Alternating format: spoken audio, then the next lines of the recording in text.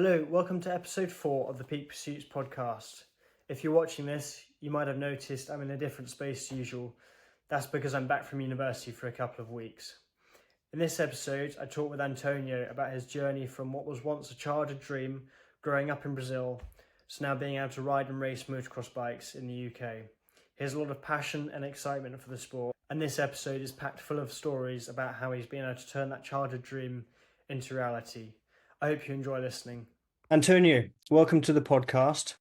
You grew up in Brazil and now you're living in the UK. I think over the next 45 minutes to an hour, I'd like to unpick the stages in the transition from Brazil to living in the UK. So let's start right back at the beginning. Growing up in Brazil, what were some formative moments from that time for you? Yeah, so thank you for having me in your podcast, Sam. And in Brazil, like my background was like since a kid, I was passionate for two wheels. Everything that involved two wheels was like in love. I think just born with me. I learned cycle bicycles like on myself by myself. I self-taught, no stabilizer or anything. And was quite funny because my brother was really struggle. And he goes with the stabilizers, and I just removed them from his bike, and then I said, trust me, I'll hold you." As soon as he started pedaling, I let him go, and then he crashed, and then he was crying, and then like took another month for him to try again, and then I do the same thing again, and then he was like another 2 months without trying the bike. It was completely opposite than me. Is your brother older than you, or is he younger? He's younger, yeah. So year and a half younger. Okay, yeah. What was it that triggered the inspiration for riding bikes then? Because you said that you were the first one in your family to ride bikes, is that right?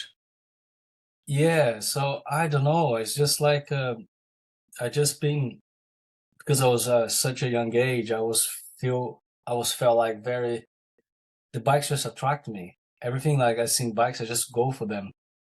They took all my attention, and I could spend hours just looking to them. I remember since a kid, I was stood up in front of the gate in my house and waiting for some lads just pass by on their bikes, and they look so shiny, and I just want to go with them. It's just like it was with me. I don't know how to explain. What age was that at? Oh, so very, very young, like 2, 3 years old, 4, very young age. So you started to learn to ride a bike at what age was that for you?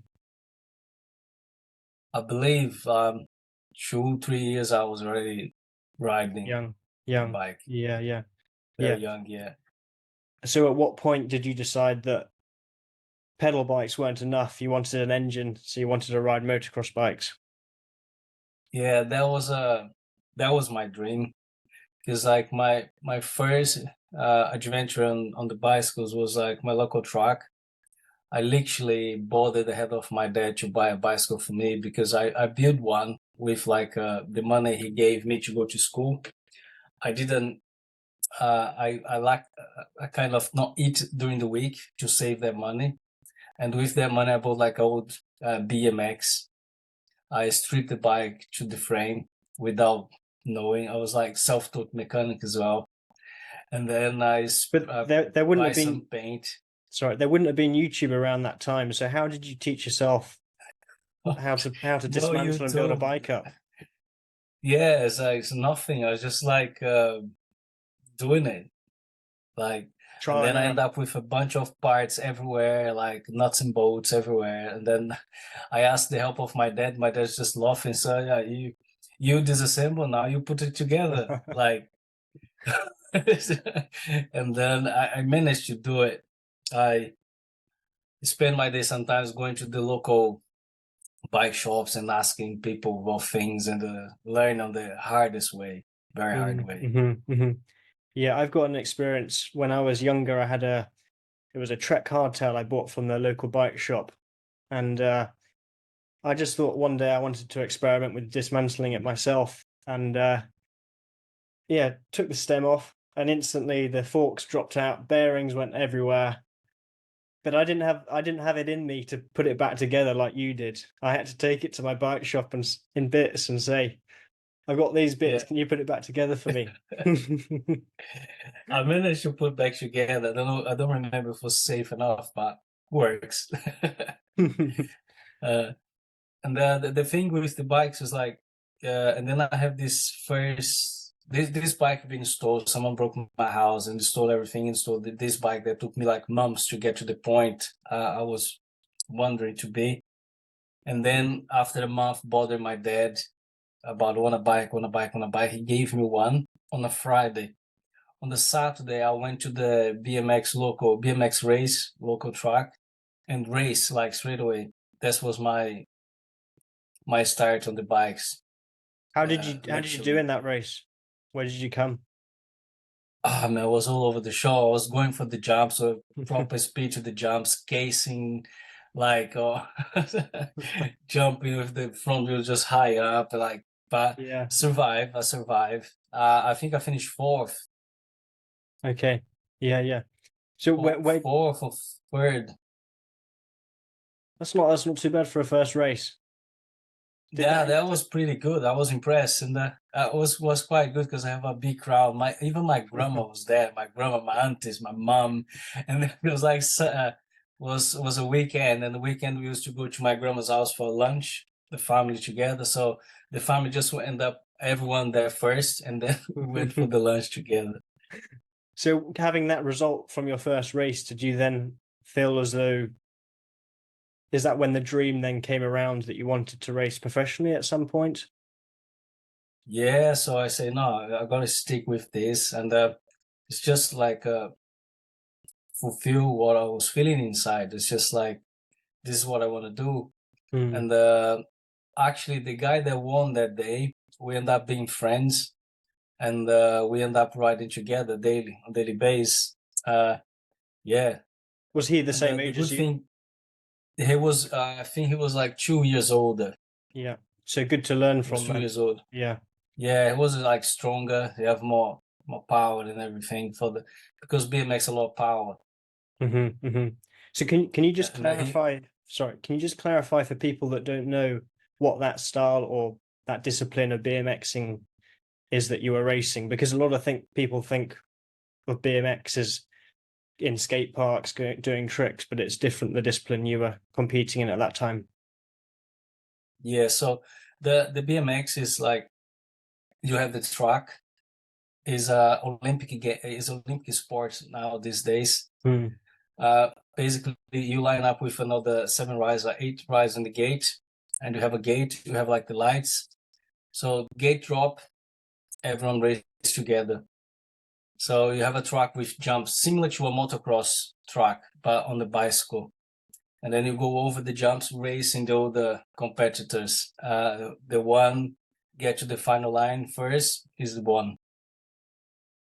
That's the But goal. involves like Yeah. it's different because like the guys that training or participate on the BMX, you could see like their thighs, their legs are massive. They really strong these days because it's all about the explosion through the gate. Because you start with the bike like static, you balance on the bike, you're already on the pedals balancing. These days, everyone's do like clip pedals. The bikes was a 20 these days have a 21-inch. On the Elite, that's the top of the game. 21-inch wheels, is that? 21-inch wheels and the XX large bikes. The geometry these days changes a lot. It's completely different word these days. Okay. Yeah, and then they go really fast. It's quite really dangerous as well. If things go wrong, go really wrong. Did you have And crashes in the early stage? In the early stages yeah, I of have racing? when I start to progress on the BMX. So back in the days, like in my hometown, we didn't have like support of the console or anything. What we're doing, like we go with our bikes, and we build the track ourselves. Like my BMX track, we build like jump by jump. Like it was me and another 2-3 guys every weekend or every day, nearly after school or whatever. We just cycle with our bikes. We need to cycle nearly like 20K to get to the track. and then we build the track. And then And we ride don't it. have a car or anything. We carry the tools on the bike, cycling Yes, to yeah. there. Yeah, we end up building the whole track, and then we start to training, and then we got to a good level that start to do like state competitions and even the nationals. I National level, got yeah. to the point Yeah. to the nationals, yeah. Okay. And when I got to that level in my hometown, I never lost a race. I always won every single race. What age was that you were racing nationals then? I was about 11, 10, Wow. 11, 12. So was your dad And taking you then around, to like, around Brazil? no, my dad, like, the BMX was happening is my dad used to go to a country club after work. And the BMX was quite like big in my hometown back in the days.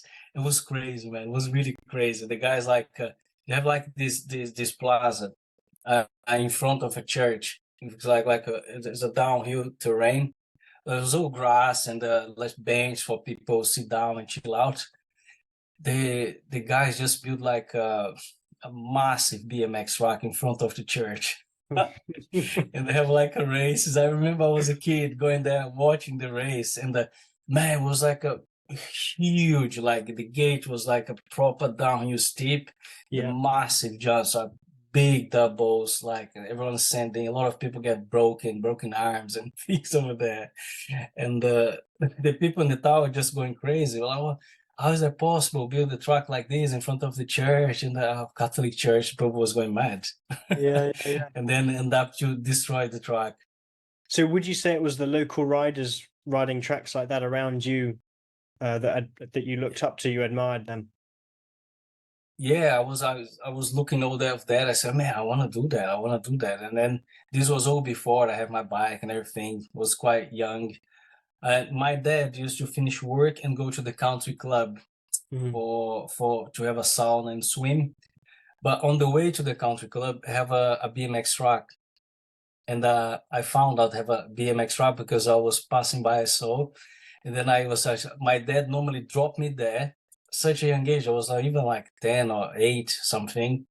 He dropped me there. I would stay there alone on my own. My dad goes to have his sound and his things, and on the way back he just picked me up back.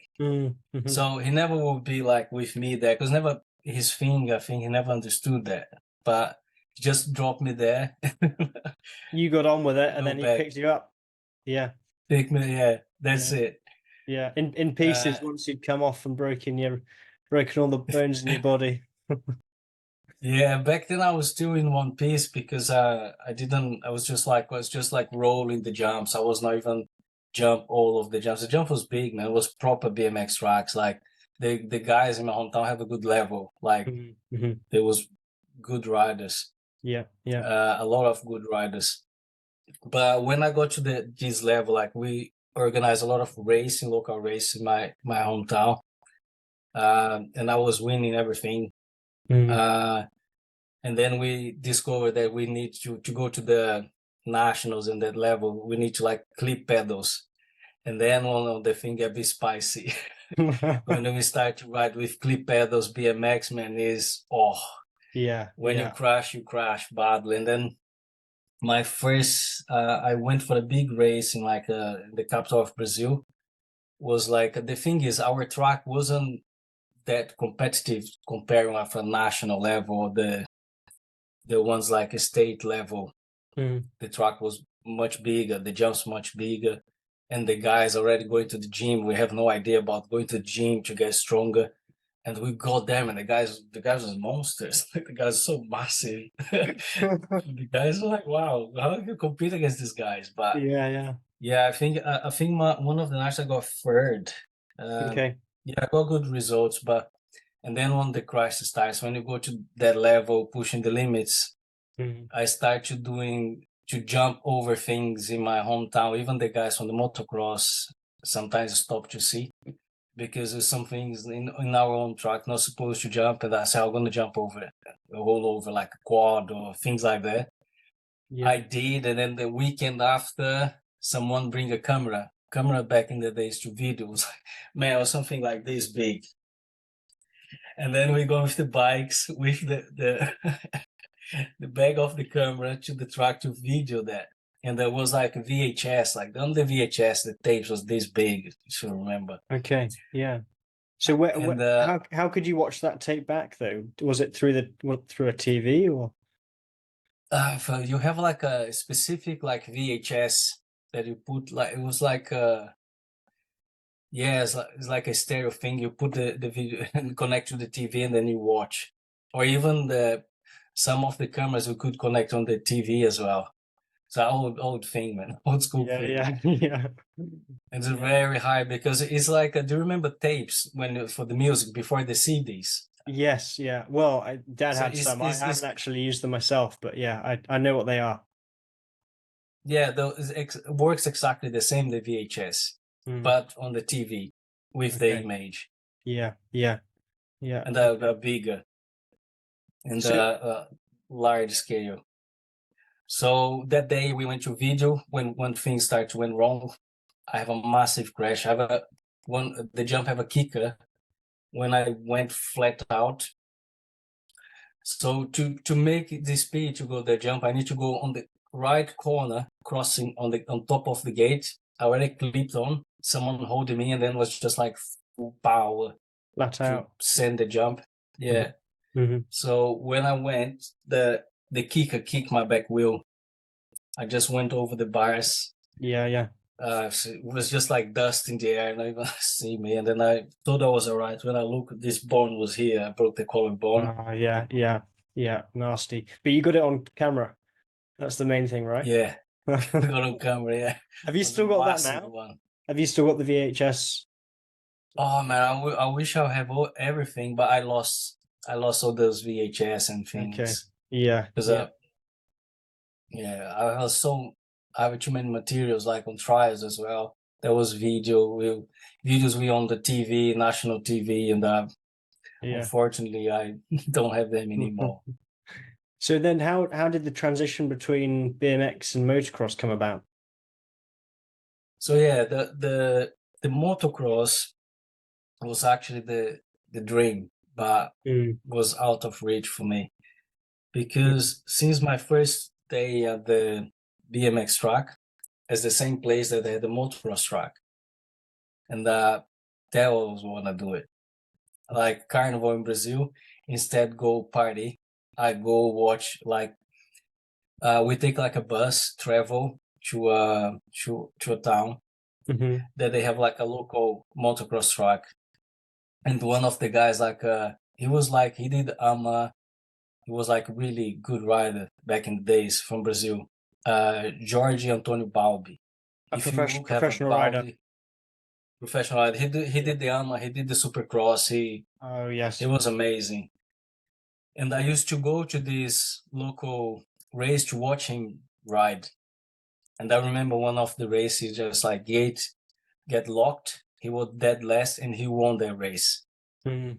That day I saw him like flat out. Like I never seen someone ride so fast in my life. And then so yeah, this guy was one of the big inspirations for me, Jorge Antonio Balbi, the Okay. Brazilian. Now the biggest Brazilian is Enzo Lopes, the most famous on Yeah. the motocross, supercrossing scene. Mm-hmm. Yeah, so that was a dream, but was something impossible. And one of the guys that I mentioned that was responsible for build those tracks in my hometown, in front of the church and a lot of different places, he was like one of the best in my hometown. And I used to follow him. And I remember he bought one day like a brand new YZ250. And he asked for the bike, came on the box. He went to collect the bike, and then we built the bike. And then we went to the local track. So since then, I was like passionate. But I look at my conditions, I was out of my reality. Just to have a bike and then some way to transport the bike to the track. I was just like dreaming and going. I used to go to that carnival. I go to the carnival without place to sleep. I sleep on the back of the trucks just to stay there, touching the bikes and looking. That's how I was so passionate for it. Yeah, yeah, but it was And it was out of then, reach for you at that time. Yeah. yeah, completely out of reach because it was out of my reality. And then I'll just stick with the bicycles, I mean. Okay. Yeah. And then time passed, like so many things happened in my life. I lost my dad when I was 15 years old, 15, 16. My Ho- dad had a car crash and he died. Okay. And then How did that my life affect you? completely, because Mm. I end up coming abroad. I think that's one of the things. Okay. Since a young age, I was always like, I have to work to provide for myself. Because when my dad passed, he provided for us all. My mom was in the age she couldn't get like a work to sustain our life, our lifestyle, and we just end up losing everything that my dad built. To a Okay. point, my mom went to Europe, and then I was like taking care of myself in Brazil. Wow. Wow. At the age of 15, 15, 16. 16, yeah, back 16, yeah. I Okay. was working, and then I was doing uni. I was doing production engineering. Yeah, it was all right. And then I have the idea to come to Europe for study English because it would be good for my engineering. Okay. And Yes. that one was things change. I came to UK, and then I spent 7 months here. I studied English and etc. And then I went back to Brazil. Then I went back to Brazil. I was dreaming with UK. I could smell the rain. It was real, man. And I said, I want to go back and spend more time. And here I am. Never went back to Brazil. So, and then one of the days I was here in UK, I came here. I arrived in UK with a backpack and £20. That's how I landed here. Yeah. Barely speak. My English was really basic. You came on your own, did you? On my own, yeah. Yeah. Yeah. And I started from nothing, absolutely nothing. I was staying with a house of some Polish guys, sleeping on the floor. I remember that the rats just like squeaking, running around at night. It was horrible, man. And I was just like, start work in the kitchen, and then from this work, I said I need to do something for myself, and improve my English, because I knew that the most important thing is like speak the English. Yeah, so long story, short story, I opened my own business and then things start to change. What business I'm was saying that? start to change, but take a long time, like building. Like one day I told my mom, you should do something for ourselves. And then I bought like we just print some papers on an A4 paper and cut it like a leaflet, like a cleaning service, and just door by door doing it. And then one house, one customer called us, and this is how we started in London. And then we got to a point where plenty of customers, and then I opened the business, King of Service. And from there, I soft-taught myself painting because I seen an opportunity. One day, I dressed like with a suit. I went online, made my own business card, made my own web page, everything for free. I found for free online, done everything. Next day, with a suit, I went to the town, like all the agents, like lead agents, like, I want to speak with the manager. And then I offer, hey, I would like you to introduce my business. We provide clean service, high quality, high standard, blah, blah, blah, blah, blah. Just want you to give us opportunity. I don't want to say or show paper, just give us opportunity. You see the quality of our work. Yeah. And one guy, a lot of place didn't have opportunity. People just putting the card on the side and said, this is not going to work. At the end of the day, one guy told me, yeah, this is your lucky day. We're going to give. And then he asked me, do you have insurance? Do you have a business company? I have nothing, man. I say, no, I have, but I did not. The same day, like I opened a business account and done everything. And then that job, man, gave me a lot of work, a lot of for many years. And you were doing that And with then your I mum at the always same started. time? Was that Me on and my your own or mom, with your yeah. mum? Yeah. Okay. Me Yeah. and my mom, and back then we used to share a bedroom in a house in London. Mhm. Me and my mom, like really working really hard, man. And then yeah, and things start to get better. And then I got married. Went to France for 5 months. Went back to UK. And start things in where I live now. I live in Basingstoke. Yeah. Um, Yeah.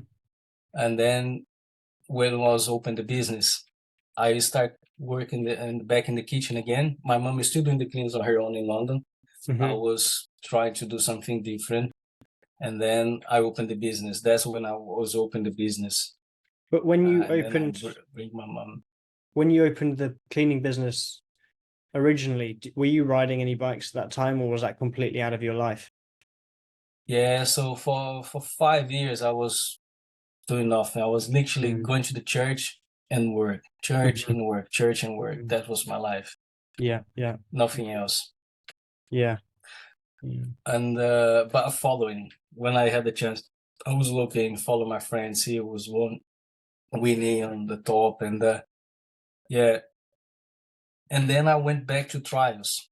That was the first thing because I still have my trials bike. When I came to UK, that was quite funny. Hmm.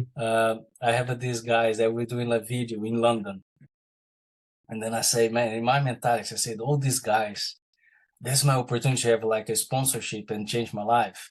Yes. Yeah. And I went crazy. I did some crazy things like London Bridge. Do you have like the bridge? I Yeah. side hope on the side of the bridge and Mhm. cross the bridge on the top of the board. The traffic stop was mental. Could And you just, sorry, I, before you get any further, could you just describe what trials biking is again for the people that don't know? yeah, trials, you have two different types for competition, 20-inch and 26-inch. 20-inch is the size of the wheel, like the size, the same size of the BMX bike. Mm. And the 26-inch would be like the old school mountain bikes that don't even exist anymore on the mountain bike. These days is 29, 27.5, mullet bikes, and 27.5.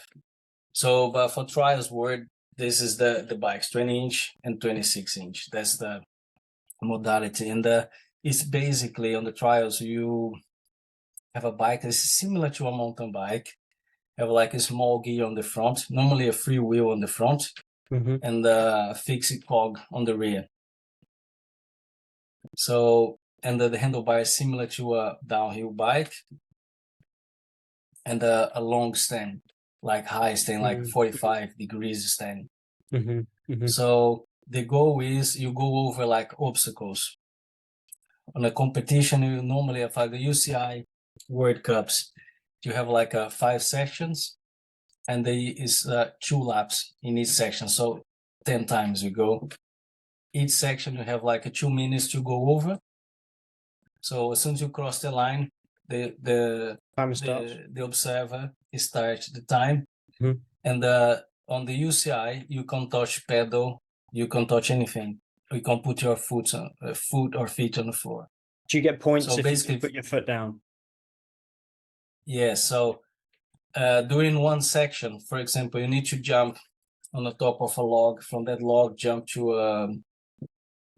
another log or whatever. A lot of different things. Mhm. Concrete pipes. During the circuit, you have like a gates. It's like a 2 hours showing you need to go inside them. If you go out, it's like 5 points. If you Mhm. put both feet on the floor, it's 5 points as well. And if you land your leg cross the bike, is 5 points. So literally you out of the section and it's Mhm. 5 points on your card. Mhm. And basically win who have a less points. But these days is a bit different now. This was the basics of trials for long years, but now the UCI changed a little bit to be more interest. Like now you got the gates, and each gate you go through, you got points. It's like you make points. For example, you go through the gate, you make like 10 points. So it's 6 gates. Sometimes 2 gates is 1 point. Like 1A, 1B. You need to go through the 1A and 1B. Yep. So if you go through 1A and 1B, you make like the 10 points. But if you don't go through, or if you put one foot, you can put 1 foot. That counts like 1. The observer will be like with 1 finger up. You can put like 2, 4. If you put 5, it's 5, you out. But if you touch a pedal, it's 1 foot as well. If you touch a handlebar, it's 1 foot. That's how it counts. And if you put a foot during the gait you're doing, you lose those points. Okay. This is how the UCI these days works. And if you out of the 2 minutes and you're still like on the gate 4 and there's still 2 gates to go, it's 5 again. Yeah. Okay. So you out. So you only got the points to the gate you cross. I've got you. It's a bit, yeah. So you were. That's the trials. So you had a trials bike that you brought across from Brazil to the UK, or you bought it out in the UK? No. When I got here, it was just like the backpack and the 20 quid, and that was fun. I got a crazy history on the trials. I literally won the Brazilian nationals in Brazil. I was on a live TV, like national TV, like ESPN Brazil, ESPN Sports Channel. So I won that one, and when I won, I was invited from the BIU, because before it's like BIU, the Federation,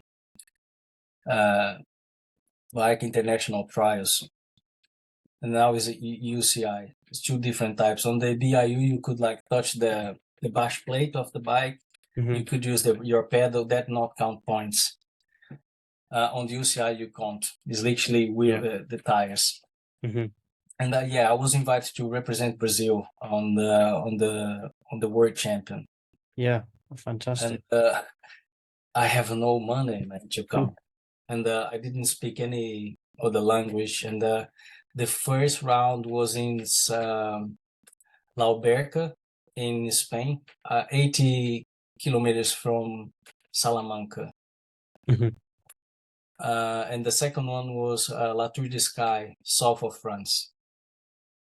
And then I told them by email back then, I said, I'm going. And I have like 0 money to go. And no idea how to get you in of this place. Back then, you don't have like Facebook, you don't have Instagram, YouTube, nothing. Absolutely nothing. It was just like a messenger back then. It's like a group chat, you talk with people. And I found some trials riders from Spain that I was like practicing my Spanish, like using a dictionary, translate, and try to speak with them. In the meantime, I used to go to the church, and the people in the church start to try to help me. I built like a project to be part, to try to get like a sponsorship. The project was like take people out of like the poor neighbors in Brazil that the kids end up going to drugs or criminal. So my plan was like build like a local trials track and teach them trials. They involve them on the sport. So I work really hard. Like the church offers me the office. I could use the phone, the computer. I worked like for 4 months. No one bought my idea. My idea is spend like calling companies every single day, like big companies, like nothing. But no one's taking it up. Tourism, no one's taking it out. No. I literally wrote a project like that will represent Brazil as well on the World Champs. Man, I got nothing. I was quite frustrating because back then I was already on the uni. And then I was like, I need to make a decision because I'm not going to make money out of this. I need to done training because I have the time. I'm in the uni. I need to carry on with my life. But so it was a long story. I worked really hard. I ended up like gathering local people, like make like partnership. People let me train on their gym. One woman was giving me a yoga class for the stretching, recovering. I ended up building my own thing, and people got behind me. And the people from my church, they start to help me because they say like my faith, like, man, you crazy. You going, because it was like 2 weeks to go. And then they call me again to confirm if I will be there or not. And I say, yeah, I'm going. And I still have nothing to go. I don't have a ticket. I don't have nothing. And then the people in my church, man, this guy's crazy. And then what happened is the people from the church start to ask me to go on their house, the parents' house, to tell the kids and the youth about my story, the sport, to involve the kids in the sports, have a healthy life and a health style. And then I was just telling my testimony, how my life is, and then pray with them, like some things like that. And one day the kids invited me. Most of them was quite like privileged in life, like a good life condition. So quite rich. The kids, man, they have the idea to gather them together. Their parents give them like a salary but per month to them. Pocket money. Yeah. This was the kids' idea. Yeah. They gathered all their money together to give me to go to the championship. Oh, to the wow. World Championship. Oh, how kind. When I finished my testimony and everything, they said, Antonio, this not even their parents knowing. It was a surprise for them as well.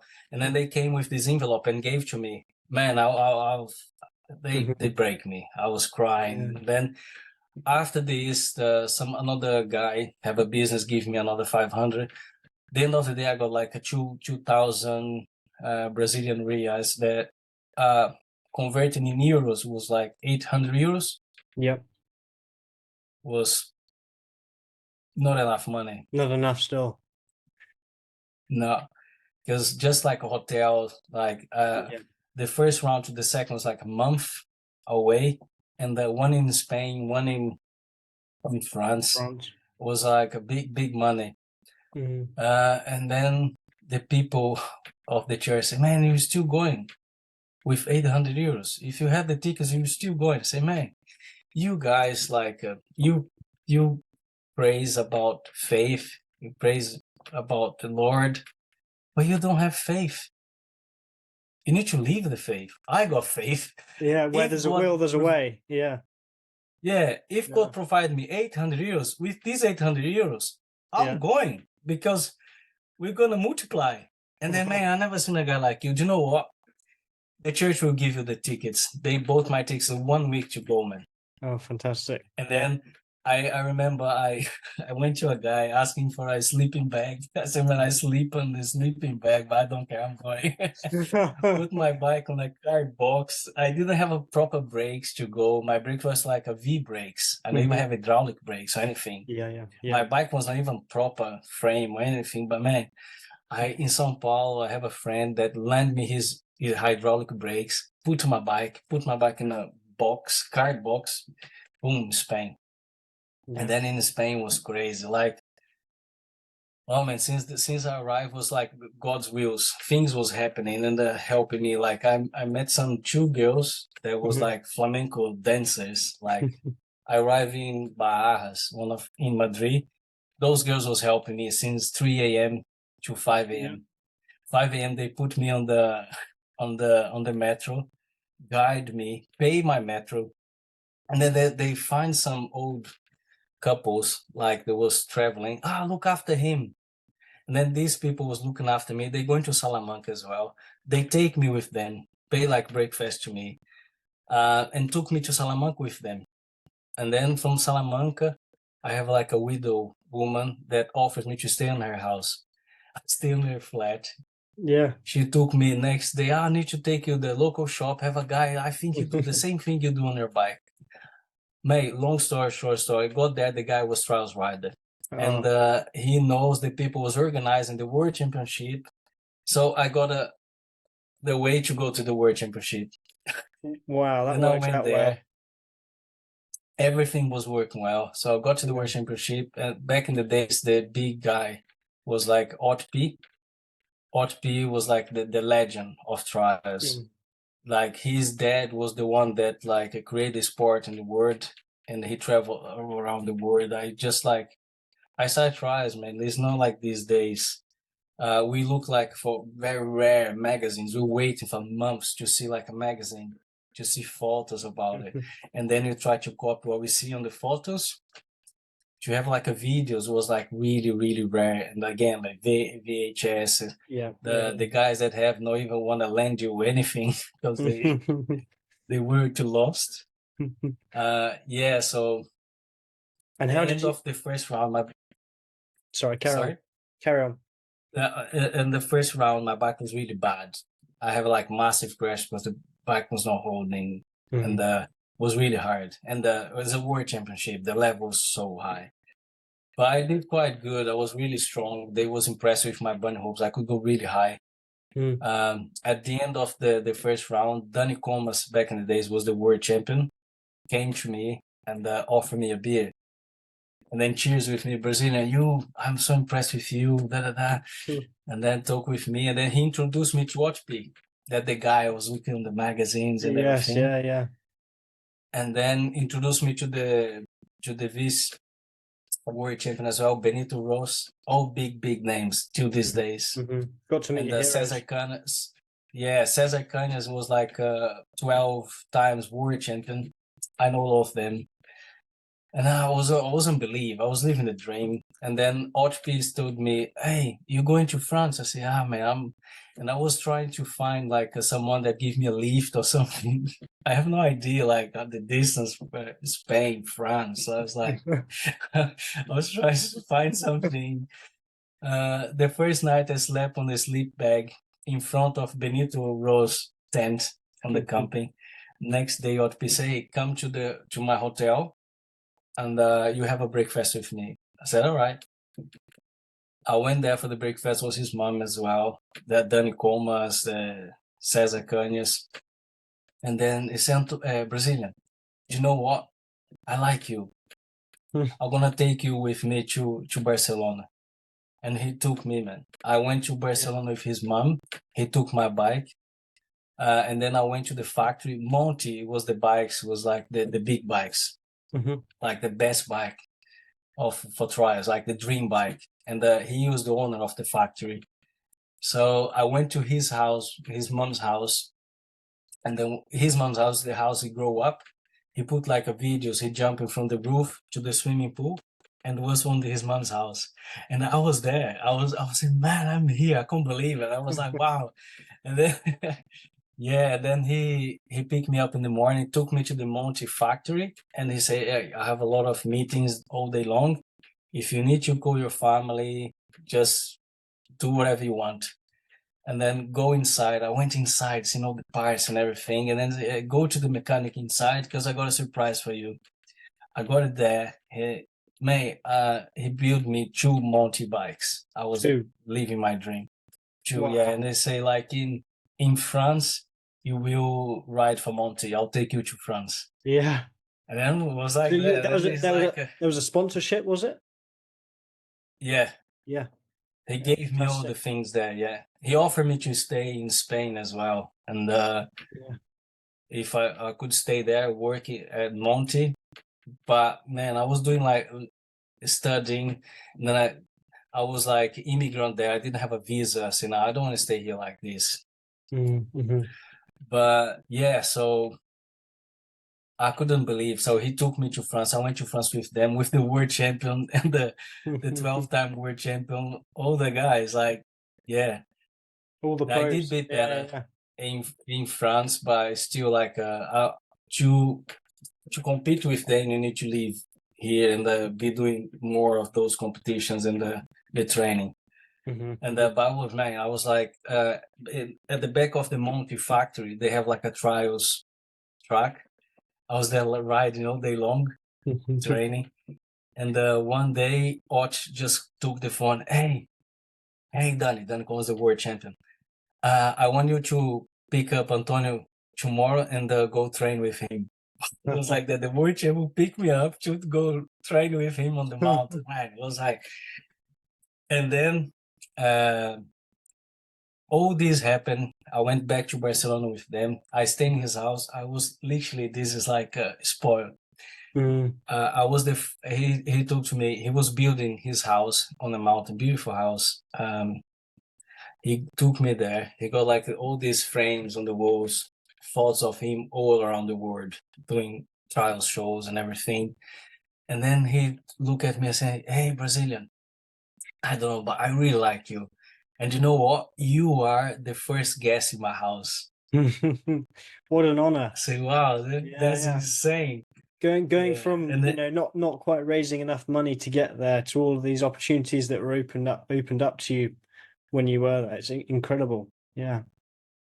yeah, so now you think about the people back in the church when I Yeah. tell them that they Yeah. have 800 quid.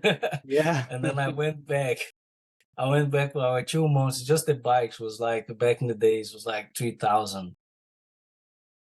2,000 was the Mhm. top of the top. I got two and a lot of parts, lots of Yeah. parts. And I went back to the church. That was funny. The people was like, oh, they all want to know. They asked me to bring my bike to the church. I bring my bike in front of the church, speak to everyone in front of the church with my bike. And the end of the end of the service, I did a show in front of the church. I remember I didn't have like obstacles to go. I went up to the wall and jumped from the wall to the floor and did crazy stuff there. And then the people was like, wow. Showed off to them. Yeah. Yeah, and then I say, that's how you must believe. If you say you believe Yeah. in something, this is how you believe. When you don't see, when you can't touch, this is the real faith. Mm-hmm. So what was it And that made you move to the UK? Because it can't have been the weather. The weather's crap over here. What was the incentive to move to the UK? I don't know, man. The UK, but basically because my mom first went to Belgium, and then she found the opportunity to come to UK. So when I was at this championship, when everything's finished, OTP even helped me because I think back then was like I was 6 years without seeing my mom. Wow. Wow. Okay. And I was in Europe. I say, man, and then he asked me, is anything else I can do for you?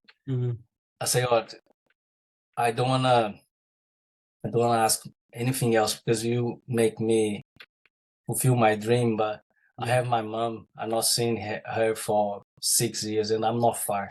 If you could help me buy a ticket to go see her, Yeah. and then he helped me. I bought the ticket, he helped me out, and I came, saw my mom. That was actually the first. I spent like a week here in UK.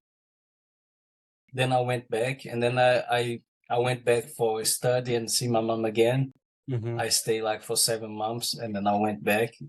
And then was like I was having this dream, like I was dreaming with England, and I could smell the rain. It was so real. And then I decided I need to spend more time, and I came, and yeah, here I am. I never went back. And it's funny because like I went to Brazil to visit. I travel around. When I landed in UK, I felt home, man. When I landed, like I seen the service, the people speak. I say, "Oh, do you know that? Oh, I'm home." That is. I go to Brazil. I love Brazil. It's my country. I love the culture, the people, everything. But Yeah. don't feel home anymore. How often have you been back to Brazil? I think the last time was 2 years. It will be 3 years now. Okay. Yeah. Do you have friends back in Brazil that wish they'd have done a similar thing to you? Are they stuck in Brazil and they can't get over to the UK? And what do they think of you living your childhood dream now in the UK? Yeah, so I have a lot of friends that are speaking, and I have two actually. One was like my close friend, and we used to talk still these days. Now he's riding downhill there because downhill was the other thing we always want like to have back in the days as well. It was actually fun. One guy from the hood I told you, he had a downhill, and one day he picked me and this friend to a hill to try his bike, and I took his bike, man. I went flat out downhill. I don't know how I didn't kill myself because it Yeah, was gnarly and I was like flat out down. yeah. Yeah, it was crazy. I survived, but this friend is the one like wished to ride motocross as well, and we end up riding BMX and everything. Now he had a good life there, have his own house, Mm, have his bikes, have things like me. I started have things when I got here and the business mhm, started to grow and I started to earn some money. mhm. And then when I was bought my first motocross bike here, I said, now, do you know what? Now it's time to live the dream. So, and we still talking these days, but they didn't have the same opportunity.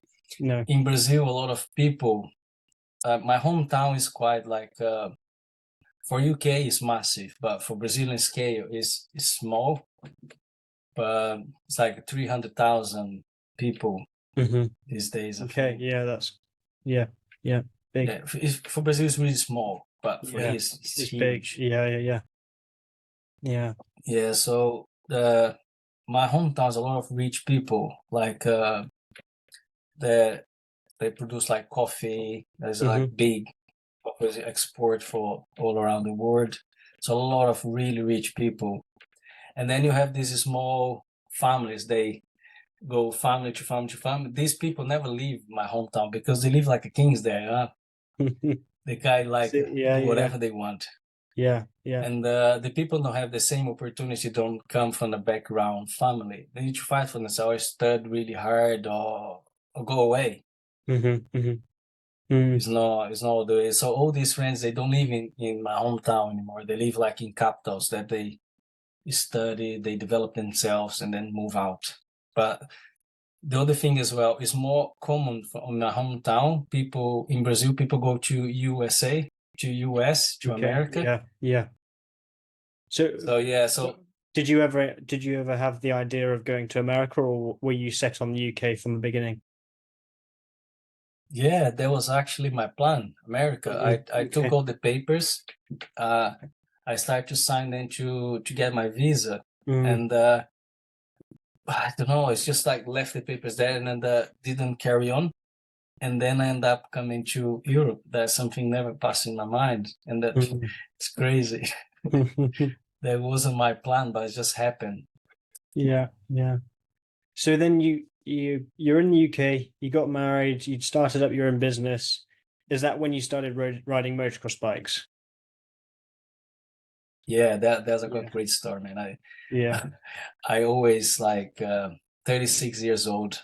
I was like, I actually have a friend from Brazil over here training with me, Mm. trials, because we was doing the UCI World Cups. Mm. And was training together. And then I was say, man, I always dream of motocross. And I started looking for bikes on eBay. And then I found like a YZ125 in Guilford, not far from me. I said, man, let's go see this bike. Yeah, yeah, let's go. I said, didn't tell my wife where I was going, just went to see this bike, look at this bike, uh, bought the bike. All right. I got like my van was like a Pioneer van, the small one, Berlingo, Citroen Berlingo, the small one. And I compressed the forks, put the bike sideways. I couldn't even close the back door, but I bring the bike home. Bring the bike home was like 8 p.m. I think. My street is kind of like is no end. There's a dead street. You can Mhm. it's just getting Dead end. gone. Yeah. I start doing laps on the At 8 o'clock in the evening. Yeah. 8 8 p.m. in the evening. All the neighbors look at the window.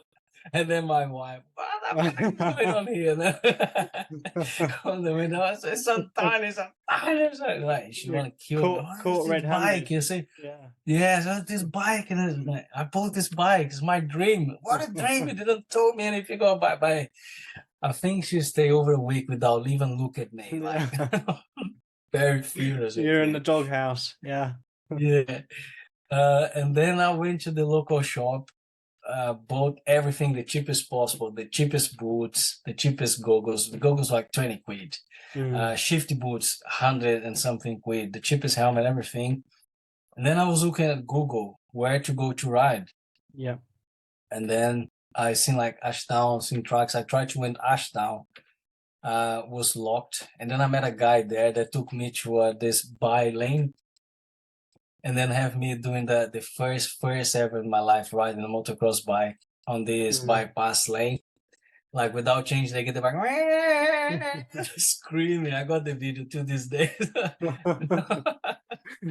Oh man, then the bike was a big trap. I don't know, I didn't get hurt on that bike because the bike was so bad. Like not even the spaces on the front wheel have space. The wheel was like this, completely loose, and the the linkage bolt was like seized. The axle from the rear wheel seized. Everything on the bike was seized. Man, the bike was really bad. Like, But it did the job. Yeah. It made Did you the happy. job, man. Just a 2-stroke 125. That noise is insane. Yeah. You don't need anything else. So yeah, I end up like stripping that bike, and because actually what was happening is this was end of January. It was cold, like miserable weather. I couldn't get anywhere to ride. I didn't know as well where to go. I was literally looking like Google motocross track. So and I ended up finding like a track. This was March, beginning of March. Golden Barn. This track is closed. It's just like private hires now these days. I think it's not open to the public anymore. I went there, novice class, start riding, and the Kawasaki boys was there doing shooting some videos. I don't know what the heck those guys. So when I pass them by, they start cheering me up. And then I let that go, man. I got excited. And I have a big crash. To your head. I have a big crash. I thought I was doing good. And then I break myself really good. What did you break? What bones did you break? So no, I land really hard on the floor because the bike was like 3 rollers going up. The bike started to wheelie. I know I should brake, but when you're so like tired, you can't react anymore. Your brain knows what to do, but your body can't react. And then the bike goes, stays. When I landed on the floor, was like big impact. I started to stood up. I could feel my knee like going away. It was like red flag. The guys came. I thought I was alright. I jumped on my bike, ride to back in my van, chill out a little bit. I thought it was fine. Playing it cool. I'll be fine. Playing it cool, like trying to convince myself I was fine, but man, I wasn't fine. I try another session. That was a really bad idea.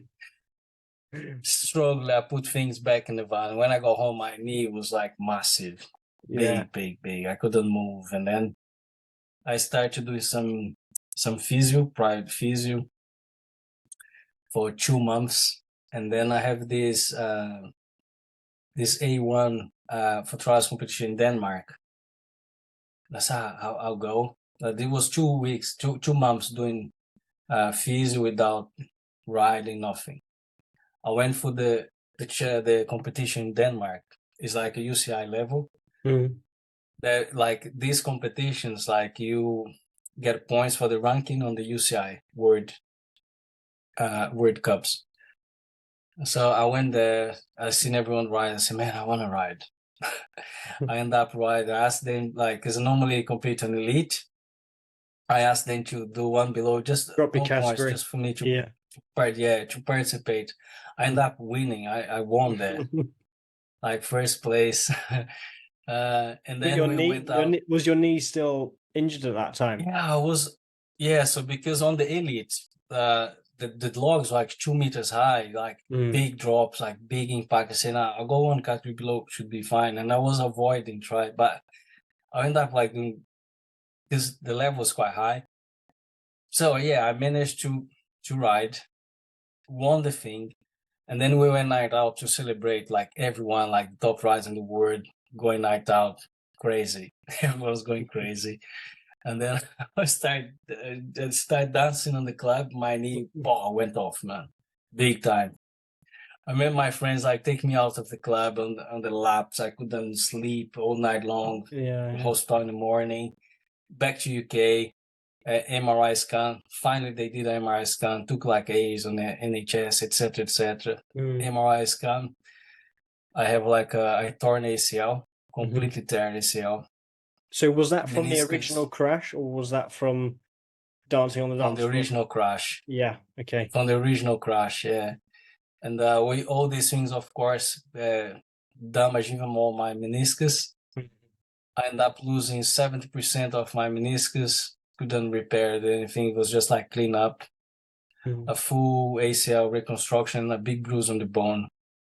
I have like 3 surgeries now to fix everything. And then it was like was a bit of nightmare because I literally bought the bike to live my dream that was my childhood dream, and like the doctor put me in the room and asked me to stay there a little bit, and I said, "Man, this is not looking good." And then he came back and said, "Yeah, you young guy. What do you do for work?" And then I told him, "I'm a painter decorator, I'm a cleaning, etc." And I said, "Man, you need a surgery." And then I said, "How do I get a surgery?" And they say, "No, it's a long waiting list to go through the NHS. Yeah. I don't even have a date." I was desperate because it says like how long to recover. Say like about a year. Will be over a year, nearly year and a half for you to get back to motocross because really intense. I said, "Man, I couldn't believe it was just like So you had this crushing." this motorbike for how long before you had that crash? A few weeks. So yeah, I literally got the bike. I think it was my third time riding Yeah. Yeah. because I literally rode this bypass lane, and then I went to a track, and then I went to Golden Barn. I was literally started. Not even have had a ride bike, so I was back. I couldn't believe this is happening. Yeah, so I ended up in having the surgery. The surgery after 6 months, I managed to have the surgery, and then was like a big recovery. I lost all my muscles in the leg. I couldn't even, if I lay down with my belly, I couldn't lift my leg up. And I was working really hard every day, like trying to stretch, I have like a ACL class for recovery in the hospital every Thursday. I was there. Were you able to Sweating. work at this time though? No, I wasn't able to work for nearly a month. Walk because of my surgery was not just the ACL reconstruction. He makes some procedure on the side as well to help me for dynamic movements in the future. And I have the meniscus as well that have to clean up. It was like 3 procedures in one, so it took me longer. I was nearly, man, I stayed sleeping on the downstairs because I could go up for nearly a month. I was in really bad shape. So good. So was it a year and a half then before you could get back on the motocross bike? Yes, it was in 6 months of my recovering. I was working really hard. Even the physios that was supposed to be annoying on me because they was like, "You're pushing too hard, or I could damage myself." But at the end, they was respecting me because I was the only one there, like working hard, turning up every day, getting it done. Yeah. And pays off because in 6 months I could do like piston sports. Yeah. Man, I was so strong. I was like literally watching videos. I went like on Facebook. I found a guy giving like a rowing machine for free.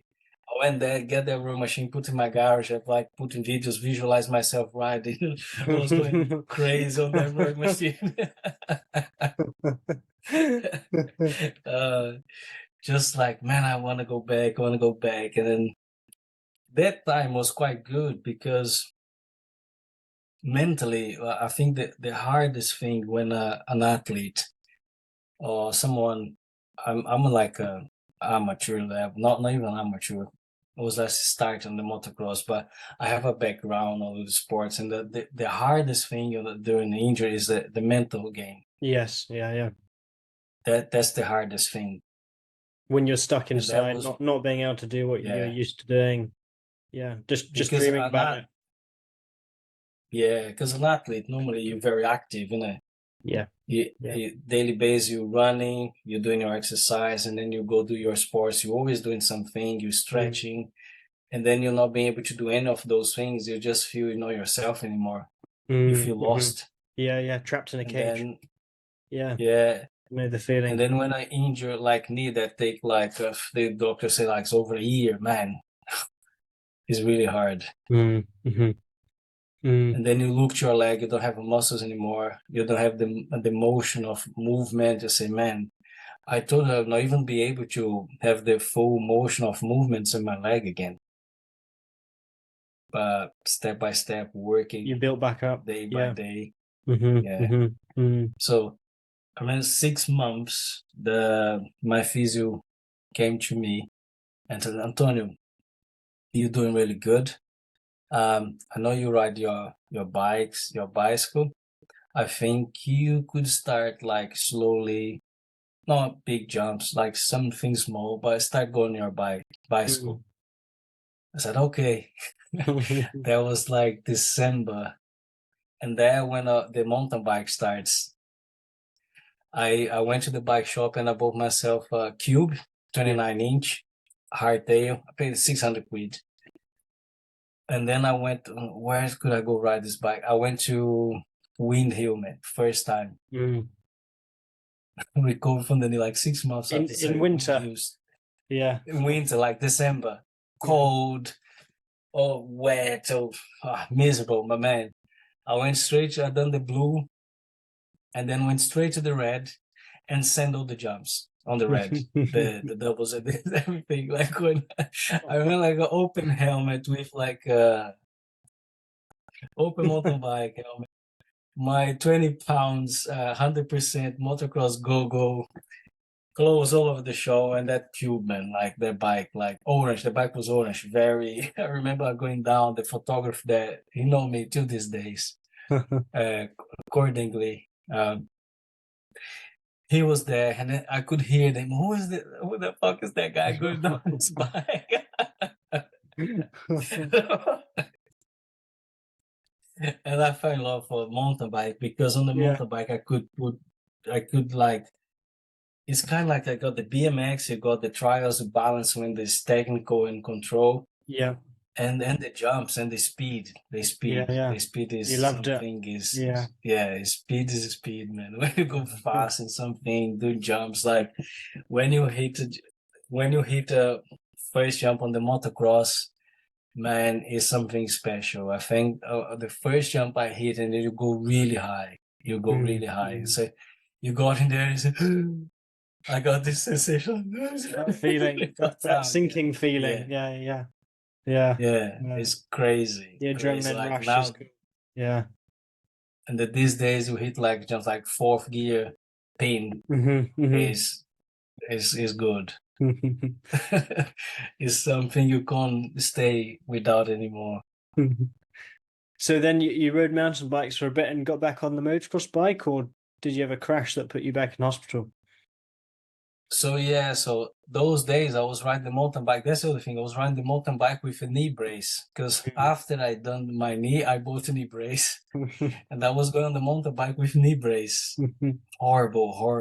I was so scared of the knees. Yeah. And then I went to, this was Christmas. We went to Christmas. My wife is French.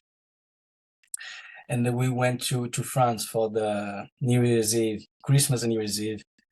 I remember I was there, but I was YouTube, watching like Brendan Fairclough videos, every guy's videos, watching everything, trying to learn about the full suspension bikes and the enduro bikes, but learning.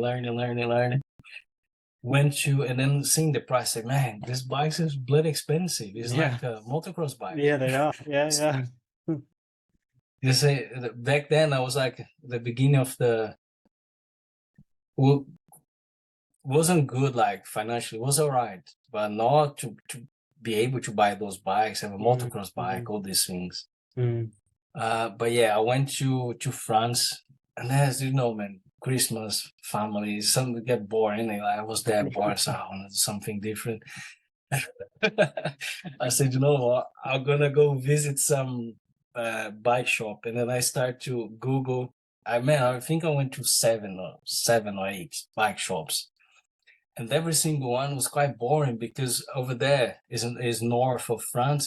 Everything is flat. No mountain bikes. Yeah. no proper mountain bike. The biggest Fox, all the bikes the Fox was like 32. The biggest one I seen was 34. Very boring bikes. Nah, that's not what I want. I said, you know what? I'm gonna give a go another shop. I went to this shop, and then I look at the bikes, same thing. And then they have these stairs, more bikes upstairs. I went upstairs, man. I saw like a Santa Cruz high tower in mango color, a beautiful bike with like Hope brakes. The bike was beautiful, 36 on the front. I said, man, that's the bike. And then the bike was look like brand new. I went down, said, man, how much for that bike? I said, like 2,600 euros. I said, wow. The bike is like worth 5.5 for that price, and the bike was brand new. It was like a 50-something years old guy that bought the bike, put those Hope parts in top, try and said, that's not for me. Lucky I am for had this guy. Yeah. I say, did you a favor?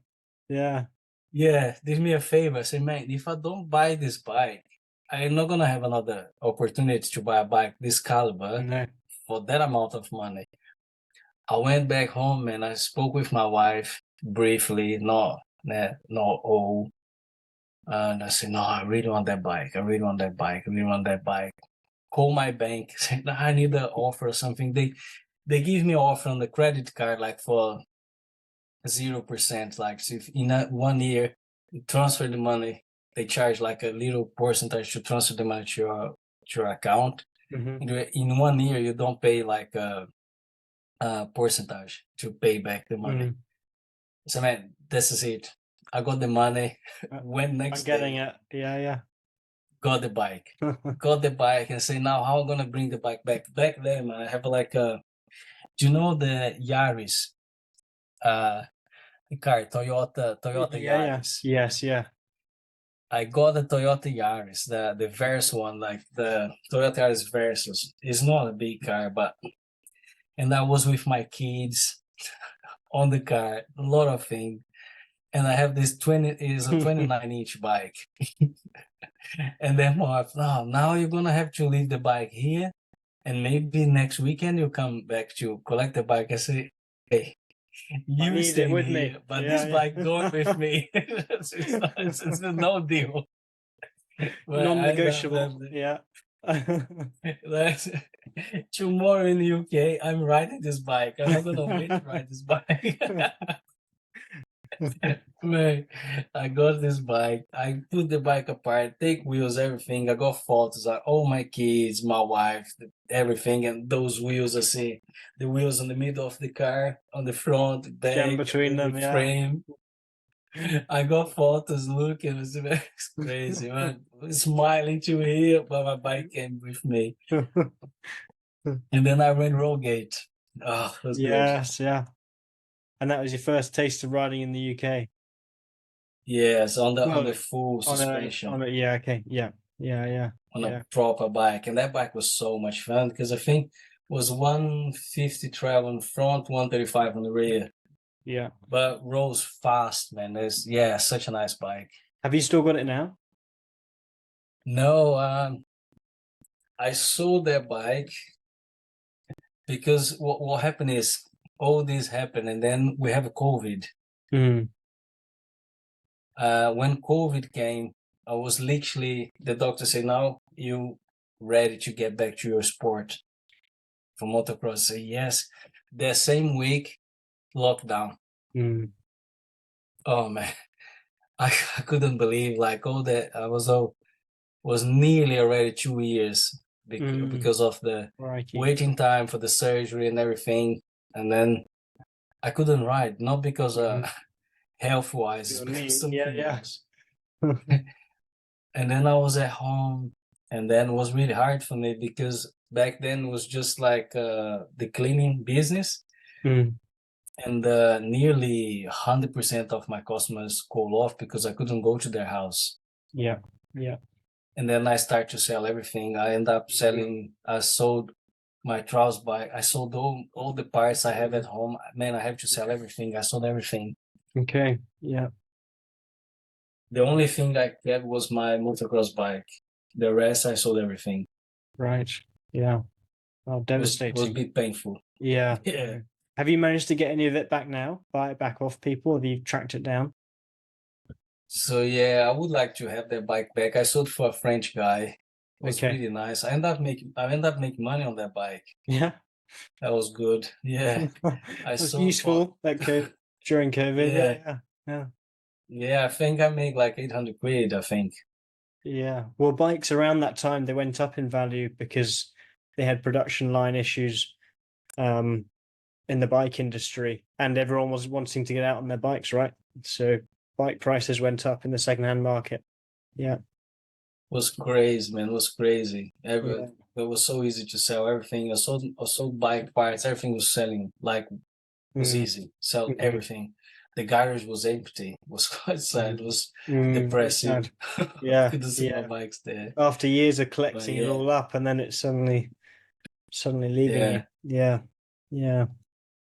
So that takes us to COVID times. You didn't ride at all for 2 years or a year and a half whilst COVID was a thing.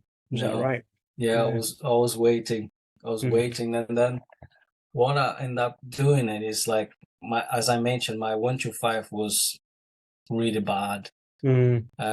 In between the mountain bike, because to them I wasn't riding the mountain bike, I was just doing nothing. Like, I remember I bought a PS4. I was playing like Supercross on the Yeah, PS4. yeah, yeah. The first thing I bought was a PS4. I was fulfill my ride on the PS4. Second best thing to Um, do. Yeah. yeah, that was good, man. That was good. It was the Supercross and the God of War, really good. Um, and then like YouTube, I was like, man, I found out like Ryan Hughes, Mhm. all his videos. I watch everything, everything. So that teaches me like a lot. I learned a lot when I was not riding. That wasn't a good thing for my mind. Mm. Like, I couldn't ride motocross, but I could find something else to do with my time. And the other thing I love as well is like be in the garage. I told you about the bike, the two wheels thing, the two wheels love, Yes, yeah. but the other love as well for mechanics. I don't know. I can do things naturally. Hmm, hmm. I can Well, fix that's things. useful. Like I Useful if you're used to breaking your bikes like you are, probably. yeah, yeah. So I always be my own mechanic. So and then I end up doing the same thing with the YZ. I strip to the frame, strip the bike to the frame. Oh man! And then I end up building up the bike, like YouTube videos. Yeah, self-taught myself, Yeah, yeah, yeah. doing it, trying, and Hmm. then the bike end up like being like brand new. I done everything. I powder coat the frame, and then I start to build like new bearings. Hmm. Even the brakes, I strip the brakes, the calipers, take the piston, everything, the Full lines, rebuild. Yeah, yeah. all new, Wow. every single thing. I just spent so much money on that bike, man. Oh my days. I have like a big pile of like invoice. I say, man, I don't wanna see the total amount of this. I was just put them on the corner. Leave it to stack up. Yeah. Yeah. Yeah. And then still couldn't ride the bike, but I always like go to the garage and turn the bike on, revving the bike in the garage, Couldn't help yourself. smoking Yeah, everywhere. yeah. I couldn't help myself. Need to start the bike time by time. Um, yeah, and man, I was like, I was, need a Marshall. Marshall, I remember like Cussings Course race. We need a Marshall, 50 quid a day. I was there. Marshall, Yeah, it's just to be yeah. there. To be surrounded by it. Yeah, yeah. Yeah, all day, 50 quid, happy, going home. Nice. And then what happened is during the end of the COVID, um, some trucks could do like a private hire. Hmm. And then that was when I started to ride again. So All you'd these hire private it out hires just thing. yourself, or you do it with mates? So yeah, with mates, I met a guy. He's my best friend to these days. Uh, English. and then he have all the mates, and then they invited me to go with a private hire with them, and then I went and started ride with them, and that was quite crazy because they all get like brand new bikes, man. Back then it was like 2000. I think the oldest bike was 21, a bike of the year. Like I remember KTM 250 stroke 2019. The other one have a 2020 Kawasaki KX 254 stroke, Yam 250F 4-stroke, and the other one have a Suzuki 450. And then I had the chance to try all those bikes. That's dangerous, though. And then trying oh man, new that bikes, was scary to like try the 450. I couldn't. I remember the track was quite small. I didn't go more than second gear. Second gear was that bike was scary as fuck. It was so fast. It's crazy. Unbelievable. I was scared of death of that bike. And then but my favorite was the 250 KTM 2-stroke. So then you had That your was so mind set on good. getting that. Yeah, but it's again, I was scared of the powers as well. Too powerful. Yeah. It wasn't like for me, my level, it was too much for me. Too much for learning. Yeah. And then I said, now I think 4-stroke would be 250 4-stroke would be perfect. And then the other thing is the vibration. My YZ was 2001. The vibration on my bike was ridiculous. Like when I was riding, sometimes I lost the rear fender. Yeah. The vibration, bolts got loose. Every ride I lost 1 or 2, 3 bolts in the bike. I always need to check the bolts because I'm always losing one. The clutch was so heavy. But yeah, I would like to, if it was these days, I'll keep that bike because the bike was quite special. With a lot of so a lot of love, sentimental. That bike was for me. Sentimental. Yeah. I ended up like after the experience, try those bikes, and man, I want to ride something like this. I don't ride my bike anymore. And it goes so much easier, man. I tried the 4-strokes. It's easy. It was so easy. And I said, no, I want one of these to progress because I don't have much time. I'm already 37 years old, so I don't have much time. I want to progress. And then I sold my bike. I sold the YZ, and then got the money, and I got myself a KX 2020. Was the year. I was lucky because the Dixon team sold the on the 2020. No one could ride that year, so they have to sell the bikes because the 21s was already arrived. So they sold the 2020s like brand new, very cheap. I paid like 5.5 for the bike, brand new. Yeah, And so you got the lucky bike again. came with some. Got lucky again with finding a bike for a good value. Yeah. Yes, I went to Wales to pick that bike up. Couldn't believe it. Do you know when you have the bike in the van and you driving and then you look back just to check if the bike's still there? So, yeah, it's there. Oh, yes. Did you get back home and start riding up and down the road again? No, that one I keep to the track when I couldn't do that anymore. But on the YZ one day, was snow, and there was big pile of snow in front of my house. I take the YZ out. The neighbors, everyone's playing with the cars, and I was with my 125, and there's a zooming past. Yeah. On the deep snow. It was fun. It was fun. So I did silly things with that bike. That takes us up to today, does it? Where you are with your motocross bike? Yeah, man. And then like, that's the thing. It's never too late if you believe in something and you really believe, you really want something. You can do it. Take time. I was going to ask, what advice would you give to others that are possibly considering moving to a new country to pursue their dreams? Yeah, man. So my advice is if is what you feel inside yourself, because we have like an inner voice inside, and with experience, like you learn that inner voice tells the truth most of the times. Follow that The gut feeling. and Yeah. believe in yourself. Like your eyes most of the times can't see. You struggle for months or time, but the struggle is part of the process. Believe in the process. Don't give up. Don't take no for an answer. Don't take no Yeah. for answer. Just take like to push you up. Because one thing always give me motivation when people disbelieve me. When people say I can't do it, that's fire me up. It's That's a challenge then. me. Yeah. Yeah. I know what you mean. Not to prove to them, but to prove to myself that I can do it. And Yeah. believe in yourself. So that's the main thing. Believe in yourself. Be true with yourself. How does it feel now? Sorry, carry on. So a lot of people, they say they want something, but they not really want.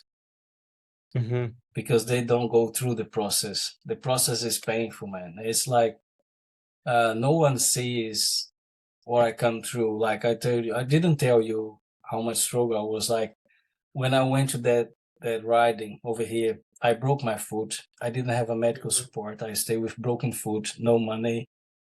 I struggle a lot here. I cross a struggle. I know the struggle. I felt like where's now having money to buy even a bottle of water. So find things on the street, like leaving favor with someone and then struggle. But that builds you, man, because no one gave me things for free. I fight for it, and then it's a special favor at the end. But the process is not easy. But you must believe. Work hard. Like no one sees an athlete. Everyone sees the athlete on the podium on the moment of glory, but no one sees like when they wake up in the morning, like 5 a.m. to training on the snow, on the rain. No one sees that. But that's what you must go through. I think you must believe. Yeah, I think with the rise of social media, I think a lot of people get this misconception that it's easy to live these dream lives, but you only see the best parts of the whoever you're following as their lives. You don't see the hard graft that goes in behind it. And I think that's misleading to a lot of people. Yeah, because unfortunately no one's posts like struggle.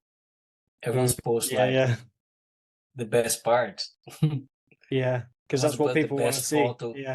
Yeah, that's what people want to see, but it's a big lie. People just lie to themselves most of the time.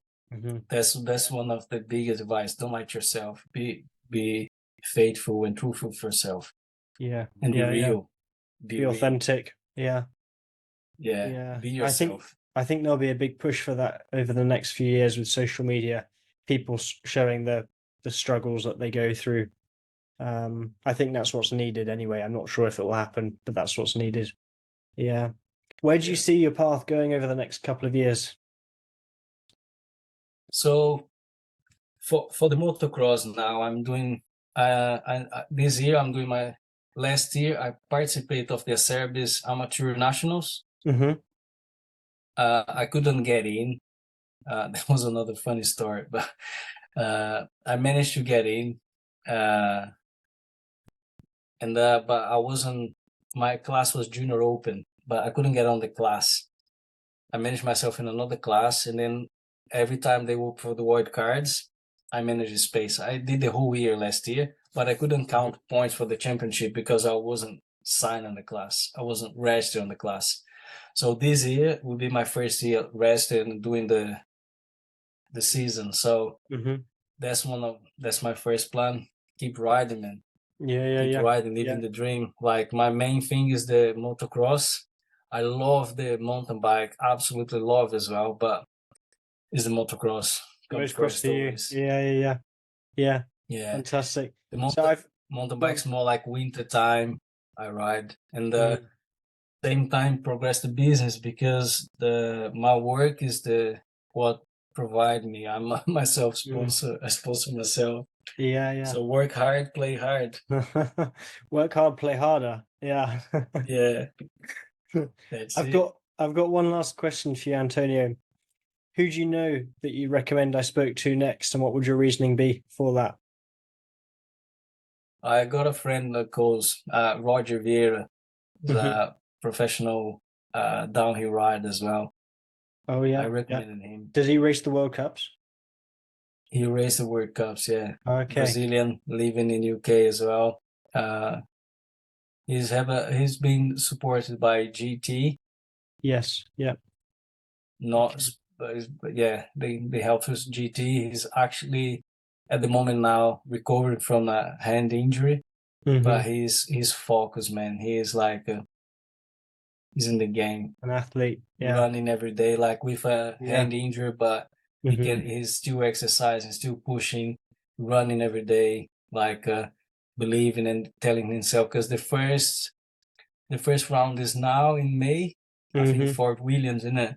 So yeah, he's fully focused that he'll be there, that he'll Get back race. for So them. yeah, it's Yeah. been Yeah. Yeah. impressive. Good for him. Yeah. Yeah.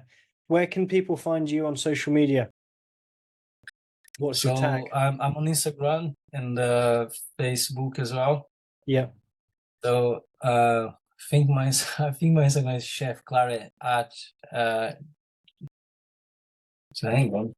I don't really know. Mhm. Um, I'll add links to it down below so that people can yeah, access yeah. them easily. Yeah. I'm not very good with those things, man. But yeah, Antonio Claret on Instagram. Yeah. I'm actually the photo with black gear and my yellow, my Mango Santa Cruz bike. Oh yeah. Yeah. Yeah. That's the Yeah. photo of my profile. That's the bike. That's the bike. Yeah. Yeah. Yeah. Yeah. Yeah. Yeah.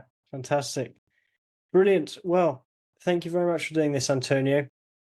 Thank Lots of you. stories there. Very inspiring that you're living your childhood dream. And you remind me of a big kid. I think the energy you have, the excitement you have for riding bikes is incredible. So best of luck with it for the next few years. Thank you very much. I appreciate to be part of your podcast, man, and I wish you all the best. Bye Thank bye. you. See ya. Bye.